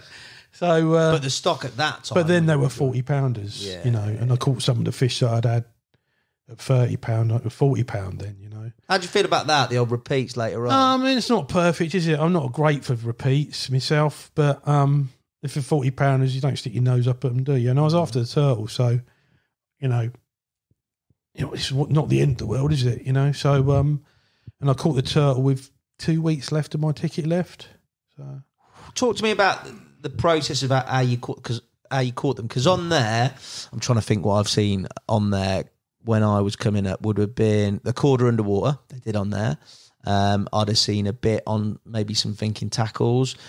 Other than that, I went up there when I started working at Carpology to do an article with an angler. So I've probably been there once in terms of seeing various bits of media on it. But what seemed to be the sort of fishing that I'd seen on there was your type of fishing, which was boilie fishing mainly. Yeah, exactly, yeah. And I've been on that lake when it's been mad weedy, and I've been on that lake where it's had not a drop of weed in it. Yeah, yeah. It seems to be quite changeable, but the same boilie tactic of sort of basically locating the fish because they like to show, sticking some baits out and fishing over big beds of bait. Yeah, without a doubt.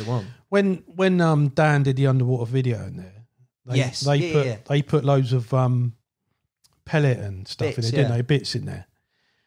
When he left, he was in the car park, they packed up. And you remember the video, the Lumpy used to come in and sit on his PV bag. That's right, yeah. I turned up for fishing that day after they'd gone. I looked round into the snags and there was still some fish there. Oh, that same swim? The same swim, yeah. And I said, "Mate, I'm going to have a go in here." He said, "There's still fish here." So went into the swim. I said to my mate, "Let me know when the fish are moved." He said, he went, "Cast now." So I cast into the hole.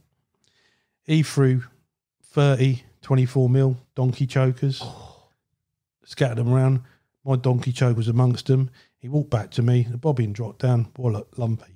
No. 37 pounds, yeah. And the funny thing was, Ian Paul was stood there and he goes, "That's been sat on Dan's bait all week." And he said, "I'm going to phone him up." And Dan hadn't left the car park yet. I don't know if he knows that. But yet again, going from boilie to boilie to boilie, you make a mistake. Even on that sort of spot where you're like, it's a tight, clear spot up against some snags. You just full big old baits. Big old baits scattered along the snags and that, and he come along, wallop, wallop, wallop, wallop. You don't think that maybe, obviously they didn't, the proof's in the pudding, you've caught them, but you don't think that they, when they're in the edge like that more subtler sort of bits, and because I think it, and I'm thinking about it in my own head now, when I'm fishing, if I'm fishing in the edge, I'll find everything down in terms of, I will fish crumb and bits and bobs. I'm making that situation harder, but I'm thinking that they're coming up with a bit more trepidation. I must admit, on other waters I've fished boilies closer in, they are shy. They know what they are, and they're a bit more. And that's, I think, when the pellet fishing comes into its own and that sort of fishing. But they just love their boilies, and that was it. No way to go, mate. Got him. Yeah. Do the photos, Dan. Oh, God. How big was that? 37 pounds. Jeez. Yeah, that's a result. Because they was all guessing the weight on the film, and they was going, "Oh, it must be a 40 pounder," but it wasn't. It was 37 and a half. And that poor old thing, I caught that about 5 times. That fish, it followed me around. And then when I rejoined recently after Wasing, a friend of mine phoned me up and said to me, "You ever thought I'm going to go back on Welly?" Because he had a ticket, and I said, "Not really." I said, he said, "Dean, all the big ones that you caught are dead now." He said, "They're gone." He said, "There's a new lot of fish come through," and he said, "And 2 of them could do 60 pound." He said, "And there's not many people caught 3 60-pounders if you caught both of them." And I've always kept in touch, and I know Jamie, who runs it really well over there, and all the rest of it. And lucky enough, someone wanted a refund, and Jamie phoned me up and said, "Are you interested?" So it was like, I was on Oxley's at the time. I'd caught the big common. The other 2, the big other big common in there and the big mirror. They were mid-30s at the time. They weren't 40-pounders like they were when Darryl and all the others went over there and caught them. So I was like, yeah, okay, I'll come over and have a bash. So I got a ticket for Welly again, and unfortunately, the big 60-pounder died not long after I got it, which seems to be a running thing with me, actually. The angel of death. That died not long after, but and I've loved it back. It's been really enjoyable. There was no 50-pounders in there, and I caught a 50-pounder within about 3 weeks of being there on Pete's, which was Pete's new bait at the time. So that was great, And how had it changed? Had it changed at all over that time? Because you're talking about 3 completely different sort of eras. No, not really at all. Really, it's still the same approach. Big boilies and plenty of them. Throwing stick jobs, spread them out. Do you feel like you've sort of got to know, because you've been there that long, are they still following the same habits even though they're different fish, or not? I think there's a bit more fishing further out in the lake these days. Not mega distances. I went on when I first went on there this last time. I was on big baits and I was fishing long hairs and softer at links and stuff. So you fishing on the deck with them? You weren't fishing? I was fishing on the deck with them. No, I wasn't fishing pop-ups, but as I was fishing, ended up fishing further and further out in the lake. It's like with lead clips. You don't hit the clip, the lead comes off. I ended up fishing. Now I'm fishing completely different. Now I'm fishing helicopter rigs and fluorocarbon stiff rigs. Stiff hook links, yeah? Stiff hook links and Ronnie rigs, yeah. Or just to ensure that you're casting further out there. I'm not getting tangles, It just doesn't tangle. When it catches fish, I've been, in good hook holds as well, so. Interesting, but still big baits. Big baits, big hooks, yeah. Size 4, wide gapes. What was it? I remember was it Tong? It could have been Tong who did the thinking tackle with that, and he was using like double 22. Yeah. I fished there with Ting Tong. I fished Farriers with Ting Tong as well, and rest in peace, poor old boy. Yeah, lovely fella. Boy, mate. Yeah. Apart from the clean bivvy. You could always wind him up, mate. Oh, mate, you used to have a dustpan and brush down at Welly. He was so clean, wasn't he? Yeah. Bless him. What a bloke. But the actual ultimate capture, you said there, realistically, you came back to catch the turtle. Yeah? The second time around, yeah. The reason why you hadn't caught that fish, you just think you were unlucky? Do you think you would have lost it? Unlucky. I don't know. I don't think I ever lost it at the net or anything. I didn't remember seeing it. But was it a 50-pounder at the time? No, it was mid-40. I had it at 45-12. I had it at. Talk to me about that capture. Anything leading up to it? Well, it's funny because it was a bank holiday weekend and I had the Monday off. So I could actually do 2 nights because I worked the Saturday. And there was an old friend of mine, Gary Lambourne, who is one of the best anglers I know, actually. He used to fish our local club water and take it apart. He must be well in his 70s now, Gary. But he used to fish with really old school tackle as well, monkey climbers on his little Gardner rod pod and that. But he used to disappear in the winter and then just suddenly come back in a window and bang 5 fish out, and you'd be like, we've been struggling all winter and this old boy's come out and... What's going on here? Yeah, he's always been a good angler. In fact, he got me in the BCSG, him and his brother. And I'm always thankful for that. He's a sound bloke. But anyway, he was in the syndicate, but he only did days. And I caught him on his way back on the Saturday. I was pushing my barrow around the lake. And I said, any good, Gary? He goes, yeah, I've had one. He said, but from that Bramble Bay, he said, the birds are a nightmare because the water level's down. He said, they're a nightmare. He said, it ain't worth fishing. He said, they're a complete nightmare, mate. And I said, all right, Gary. So he went on, and I pushed my barrow into Bramble Bay, and it was like chocolate soup, mate. It was... Well, they just feed it. They were fucking having it.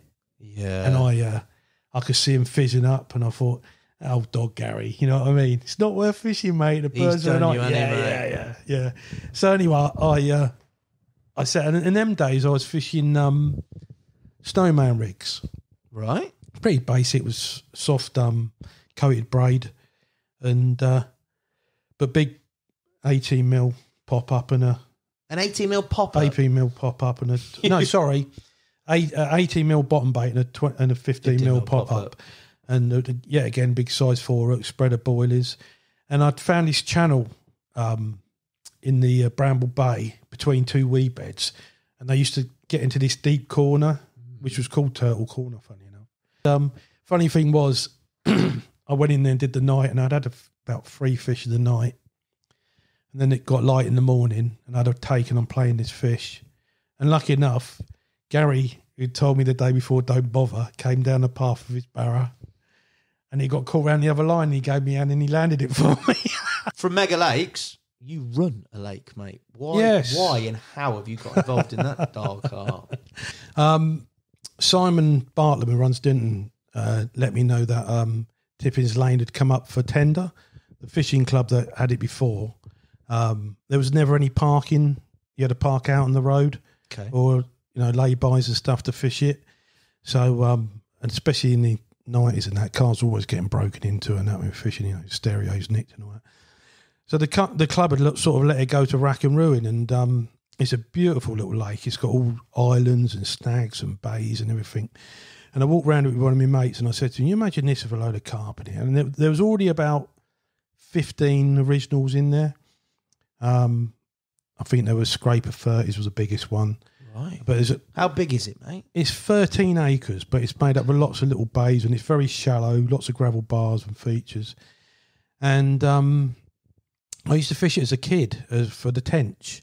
And one side of it's a park and the other side's private. So we got security on one side and the other side's a council park, which we never have any trouble because it's miles from anywhere, really. Okay. And so anyway, I put a tender in. It's funny, really, because I found out afterwards that I put a tender in and I put a big pages and pages about putting nesting boxes up for the owls and for the bats and all the rest of it. And there was only one other bid, and the other bloke went, "I'll give you $2,000 a year." But you're thorough, mate. That's very professional. But yeah, so I put a bid in for it and won it. And then I had to sit down and talk to the council, and they were pretty good, really, because I paid not so much to start with, and then they give me breathing space while I stocked it and did the work down there and all the rest of it, because it's difficult starting a syndicate when the fish aren't that big. Lucky enough, I had the originals in there, and there was a big common that went on to, it did eventually go £48. Wow. And but anyway, was that one of the originals? Yeah, it was a nice common, or white lips they used to call it. But so I got the lake, did a load of work with my mate on there, and one of my mates is really, really helpful with tree surgery stuff and all the rest of it. And I had another friend who had a fish farm, and he used to get Dinton fish and Wasing fish and that, so he had a nice selection, and stocked it with some Dinton fish to start with. I put about 50 in it, no, about 80 to start with. The biggest fish was £18, but mostly about 8 to 6 pounds sort of touch. Then the second stocking, I put another 50 in, which were Wasing fish, a few more scalier ones, for these scales and things like that. And it's just gone on from there. I've had it nearly 16 years now. So what's the realities of, because it is every carp angler's dream, isn't it, to have your own lake in whatever aspect? Yeah, it comes with its problems. I mean, but then last night, one of my members sent me, while I was at work, sent me a message in the middle of the night. I've broken my PB, and he caught a 44.12. He's absolutely over the moon, you know. And that's a nice side of it. I mean, for instance, the manager of my shop, my greengrocer shop, Brandon Mills, he's mad keen carp angler. He's in his 20s, mad for it. Yeah. And he's been working. He started off working for me as a Saturday boy, and of course, I'd give him a bit of tackle and stuff like that, and then he'd want a bit of bait and sell him a bit of bait and stuff like this. And it's great to see it. When he joined my syndicate, and it's perks of the job, really. But I've seen him catch 20s, 30s, and now I've seen him catch 40s, and now he's been on Yateley. He took the Cops Lake apart this winter, caught the biggest one in there, and all the out, So I've seen it all progression. I've seen, how they're, getting on with it, and it's all been down to my lake. And what's the bad bits, mate? Bad bits, getting fish up to £40 and then finding them dead. I've had people say, there's a dead one out by the island. It's not very big, I don't think. And you get out there, and as you get there, you look at the scale, you think, fuck it, I know what one that is. And that's a killer, especially when one of the 40s died. It was the first fish that went £40. Yeah. So then you got a £40 in your lake. Then your membership's different. Yeah. You go from, different. When you first start, you have to take anyone you can to pay the rent, really. And but now it's I've got a waiting list which is closed, and it's also friends of friends. They're already members, so it's all vetted. It's like a big family on there. I mean, I could make a lot more money out of it. To be fair, it's only a 30-man syndicate, but they're all like mates down there. Everyone knows each other. It's a good little crowd. I think there's about 120 fish in there now, but like 20 odd of them are over £30 now, and there's 540s in there now, and I reckon there'll be another 240s this year. So they've done well, man. Yeah, they've done really well. Yeah, and the nice thing is they've taken a long time to get there because they don't see loads of bait. It's only a 30-man syndicate. Yeah. It's not not loads of bait goes flying in there. So it's good, and I've really enjoyed watching them grow. Fish you put in there at £8 and now weighing £45. It's great. But I suppose if you've always had quite tight ownership of who's fishing that water and everything else that goes on there, haven't you? So it's very much as it can be. It's very much on your terms. It ain't like a day ticket where anyone's turning up and everything else is going on. Yeah, I mean, I had that in the early years of people, reading their rigs and then going, what's going on here, and all the rest of it. But I mean, as I said to you earlier, the rules of my place is just be common sense. It's not quite how you put it. Well, it's not quite how I put it, but there's a certain word beginning with a C. Davey. Yeah, but that's nice. It seems good. And as you say, what you've got is the fish going. You get to recognise them. They're obviously growing, and you've got a nice membership that's sort of there. Yeah. I mean, they're the important thing, the fish stock, and you've got to, as I said to you earlier, you've got to make sure they're protected and all the rest of it. But as I said to you, some people and some places you go, you can't do this, and so many rules.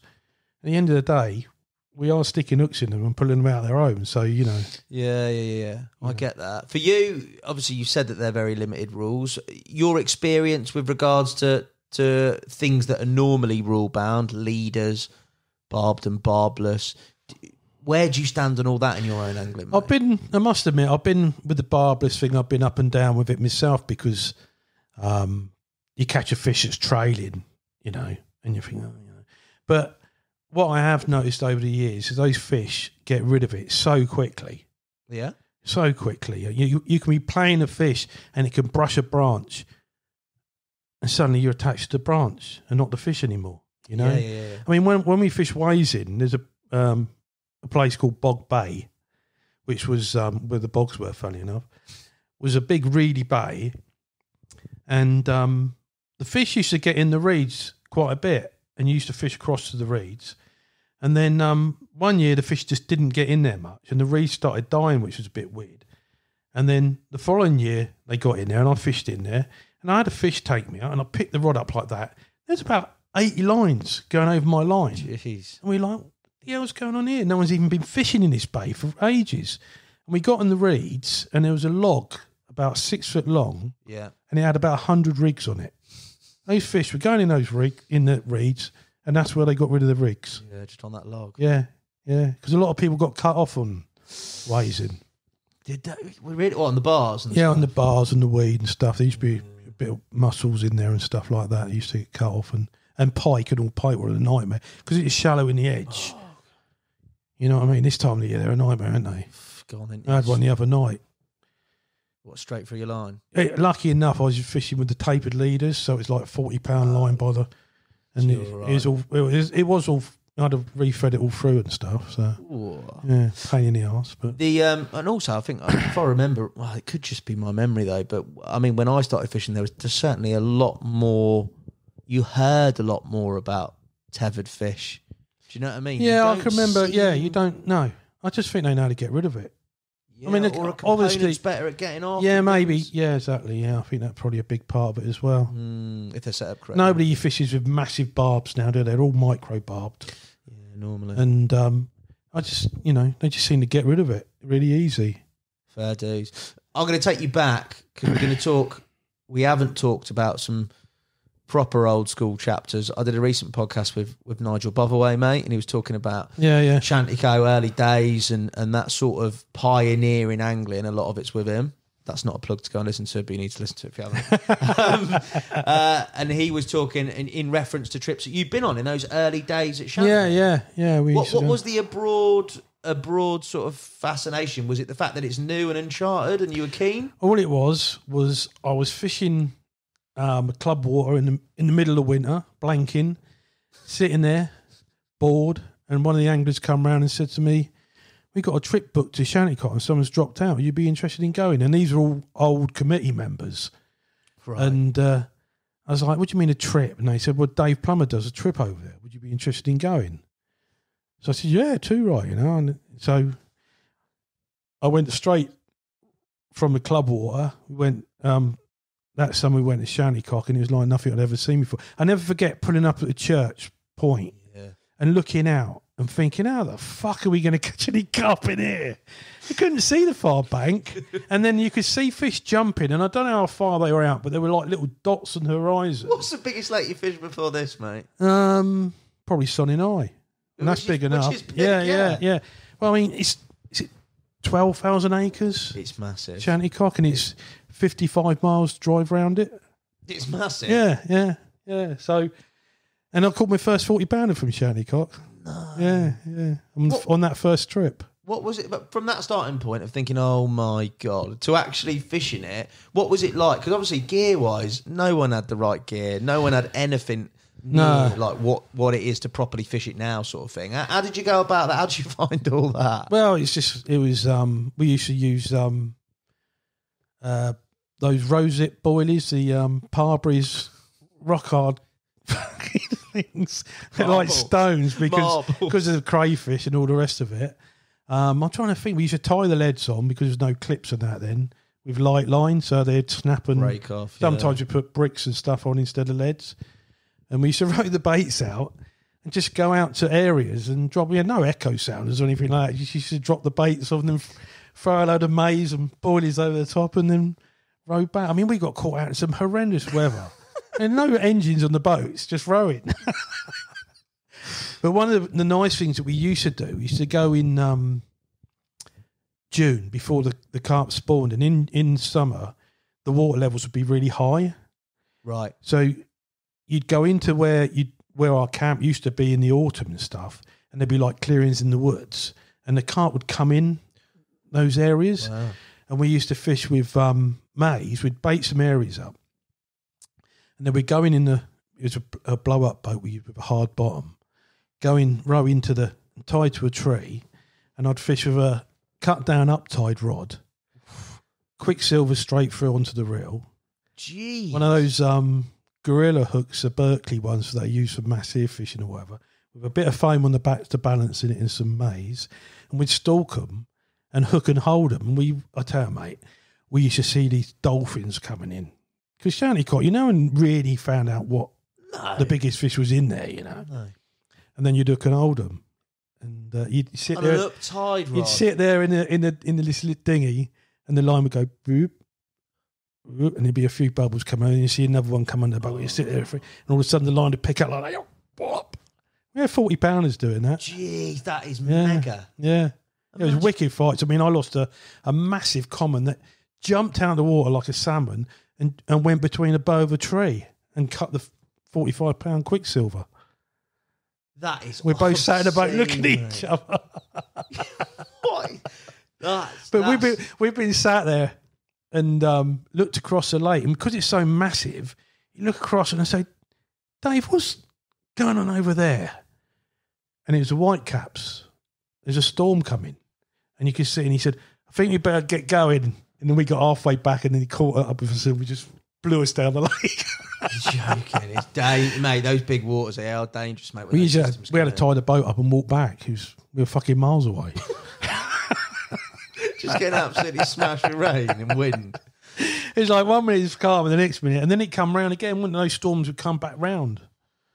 But yeah, it was crazy fishing there. But we had some great fun there. Some great fishing. That sounds awesome. Yeah. And there were lovely fish as well. They were one of the big Royale strain with the big, massive gobs, and it's all changed now, isn't it? It's all commons and that. Yeah, a lot of commons. Yeah, big ones though. Some £80 commons. Yeah. So yeah, mate.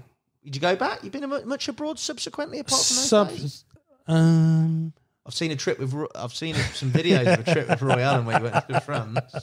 Yeah, that was a little water. I can't even remember what that place was called, actually. Badger Lake, I think it was. But I've done a few trips. Yeah, I've been to Rainbow. Rainbow's pretty infant. How'd you find that? Oh, I went for 2 weeks. You're rolling your eyes, mate. This doesn't look good. It was in the winter. It was -5. They'd had storms, so we had a massive tree in our swim. We had to fish either side of it. There's trees in every swim, isn't there? Yeah, no, anyway. it'd gone in through the storm, and Pascal wouldn't let you take him out because he's waiting for the insurance people to come round. And one night we had to all spend all time in the clubhouse because we weren't allowed to stay out fishing. The weather's that bad. Wow. I mean, Rob Howes was down there. I met Stevie Briggs came on that trip. Did you? He's a lovely bloke, isn't he? He's lovely. Yeah, he was on the bus with us, and it was. I think I caught 1 40-pounder and a 20-pounder. That was it. Did you have to do the whole rainbow loop round? No, I didn't fish like that. No. How'd you fish that? Well, I fished peg 5, so I just fished straight out into the bars. Right. And casting? No, not casting out, dropping from the boat. Yeah. My mate had a 51 who was in the swim with me.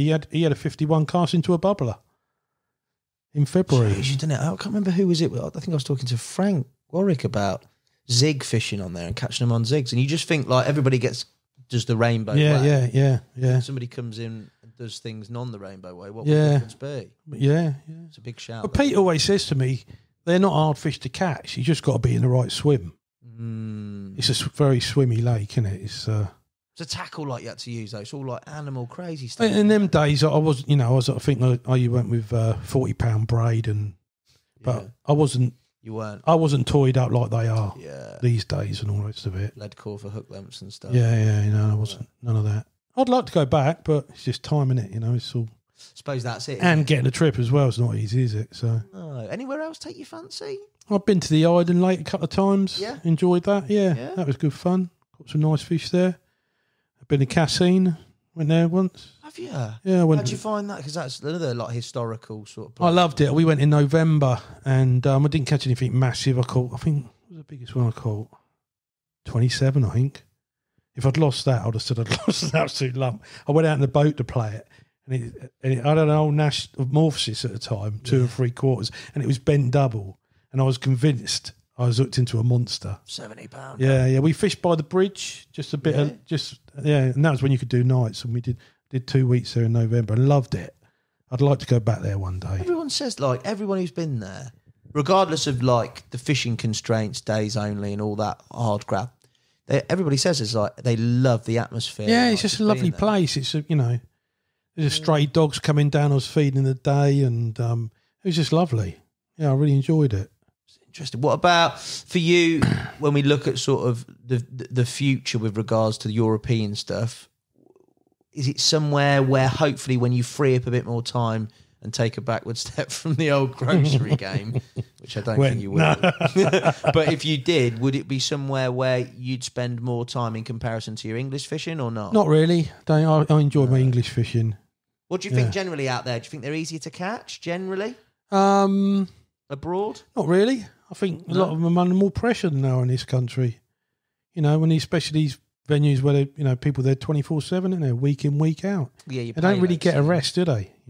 No. I suppose on those sort of type of pay lake waters, it's the bigger places like Shantycock and places like that. Then it's like big lakes in this country, isn't it? They're easy to catch, but you got to find them. Yeah. One place we haven't talked about, mate, and I wanted to. It's very much at home.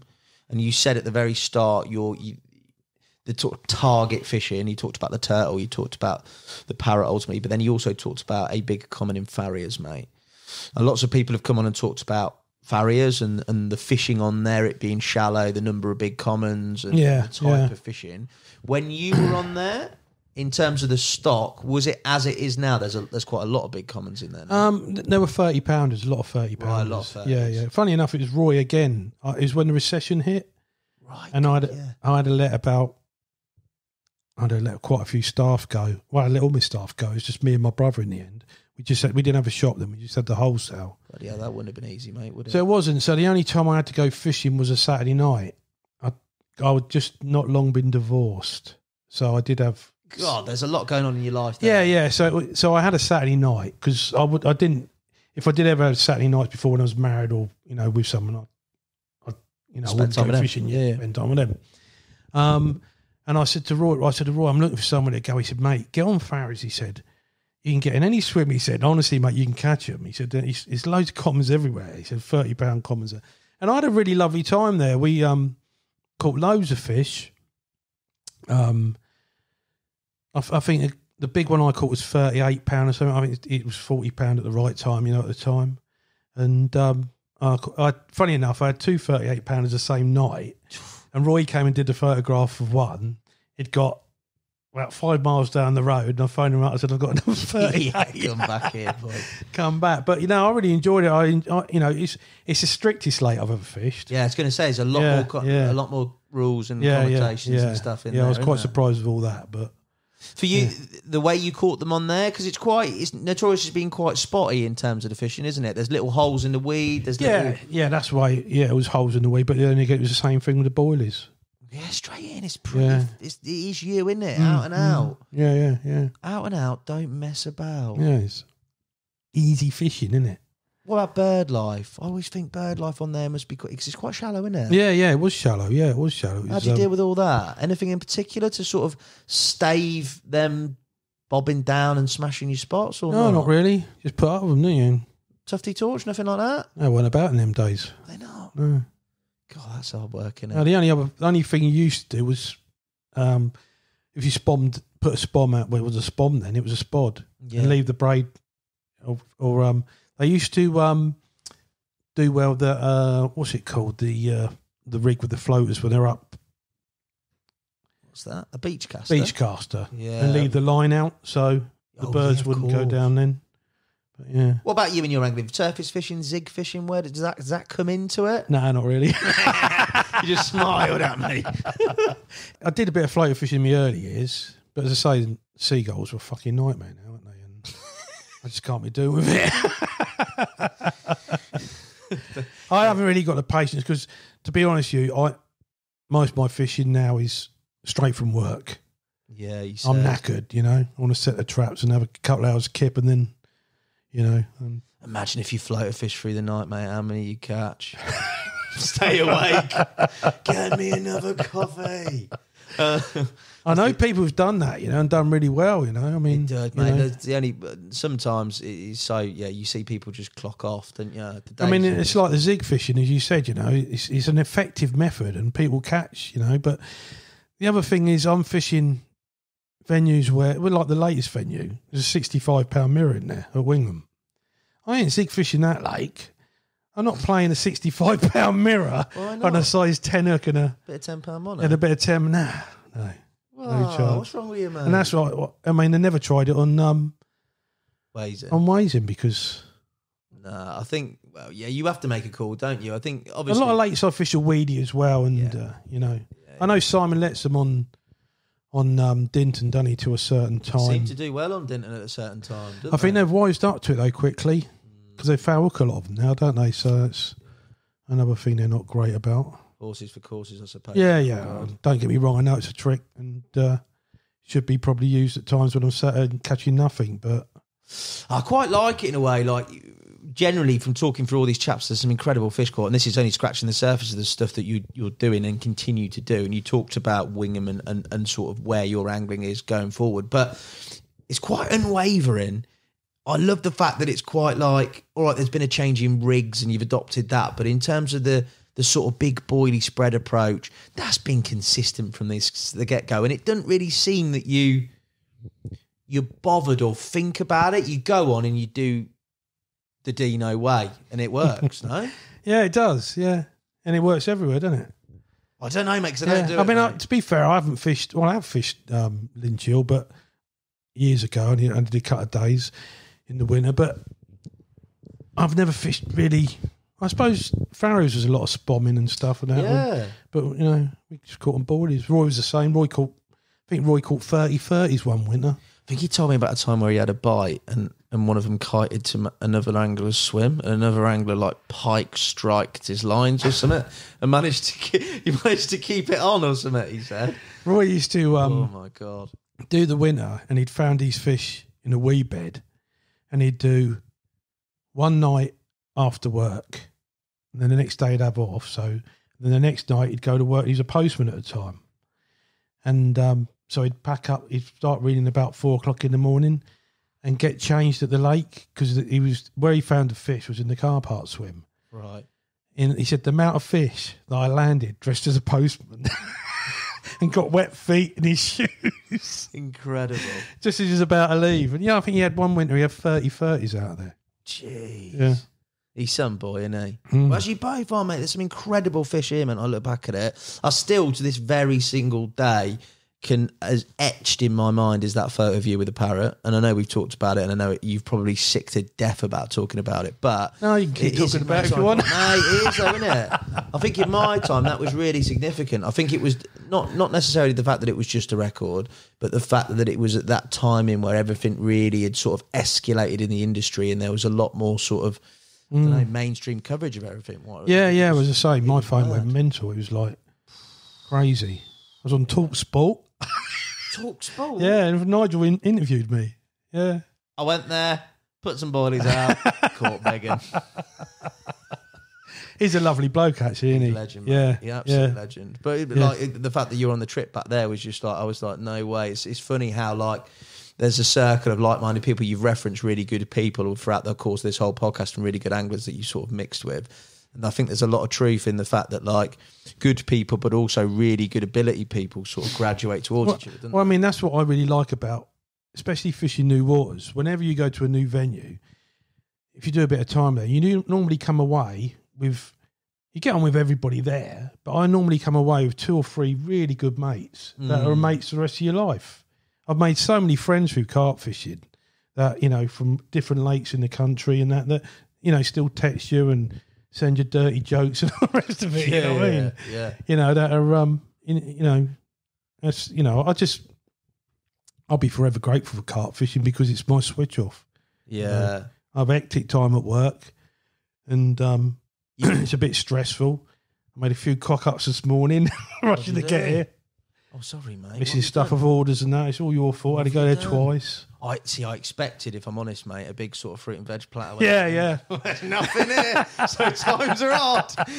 No, I'm joking, mate. It's mate. It's been really good to speak to you, mate. As I said, like I think of all the sort of podcasts I've done, you've definitely been referencing a lot of them. There's a lot of sort of similar people that have fished similar waters, and it's brilliant to hear the stories firsthand, mate. The future moving forward, you talked there about Wingham.